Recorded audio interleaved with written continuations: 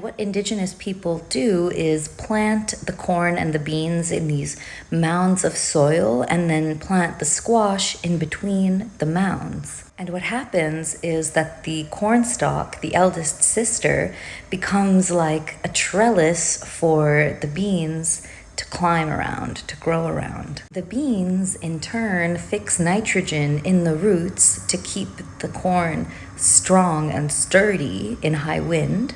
And then the squash plants have these big, wide leaves that would essentially shade the soil and keep it moist and prevent any weeds from growing around the plant. Of course, modern scientists have realized that there's a whole myriad more benefits from this technique. But when Europeans first came to the New World and came into contact with indigenous people and saw this technique, they thought the indigenous people were just out of their minds because they had never seen planting except in their tilled row farming planting style. But essentially, all three sisters benefit and become more nutritious versions of themselves when they're planted together. The Haudenosaunee and the Iroquois people literally call the three sisters the foundation of their sustenance, which is why in another version of the story, the three sisters grow together out of Earth Woman. If you know that version of the story or other versions of the story,